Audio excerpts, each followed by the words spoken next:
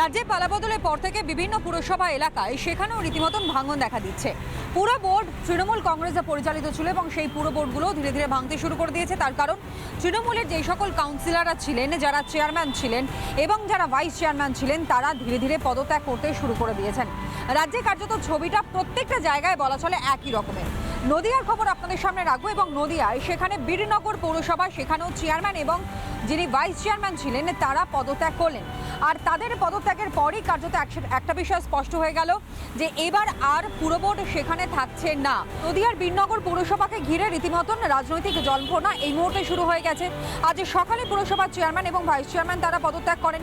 রানাঘাটের পর এবার বীরনগর পৌরসভা এই ঘটনাকে কেন্দ্র করে রাজনৈতিক মহলে নানা জল্পনা উঠতে শুরু করে দিয়েছে। তবে পদত্যাগের কারণ সম্পর্কে এখনো পর্যন্ত সরকারি কোনো রকমের কোনো ঘোষণা কিন্তু সামনে আসেনি।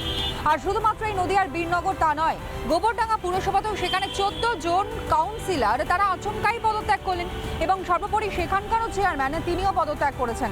অর্থাৎ প্রত্যেকটা জায়গায় একটা বিষয় স্পষ্ট যে পুরো বোর্ড যখন ভেঙে যাচ্ছে, যখন চেয়ারম্যান এবং কাউন্সিলররা তারা পদত্যাগ করছেন, তাহলে এবার দায়িত্ব কাদের উপরে যাবে? প্রেশার ছিল বাইরে না, সেরকম শরীরটাই তো খারাপ। দলের সাথে কি আসছে না দলের সহিত আছে এখনো। এখন আছে তাহলে ইস্তফা দিলে দলের সাথে ইস্তফা তো যখন তখনই দেওয়া যায়, শরীর খারাপ থাকলে, পার্সোনাল কারণ থাকলে দেওয়া যায়। ইস্তফা দিলাম, আমাদের কোনো মর্যাদা নেই এখন এখানে। কেন কি মনে হচ্ছে? আমাদের কোনো পাত্তাই নেই। আমরা পৌরসভা এলে কেউ বসতে বলে না, কিছু করে না, স্টাফরা না। এই পুরসভার এক্সিকিউটিভ অফিসারের কাছে পদত্যাগপত্র জমা দিয়েছেন 14 জন তৃণমূলের কাউন্সিলর। শুক্রবার 4 জন জমা দিয়েছিলেন আর সোমবার দিলেন আরও 10 জন। 6 এবং 13 নম্বর ওয়ার্ডের কাউন্সিলর এদিন অবশ্য বিভিন্ন কারণে পদত্যাগপত্র জমা দিতে পারেননি। ভিডিও জার্নালিস্ট রোহিত গণের সঙ্গে তনা ঘোষ, রিপাবলিক বাংলা, কলকাতা।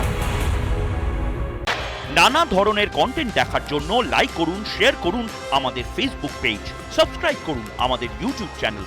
পাশাপাশি অন্যান্য ব্রেকিং নিউজের জন্য অবশ্যই চোখ রাখুন রিপাবলিক বাংলায়।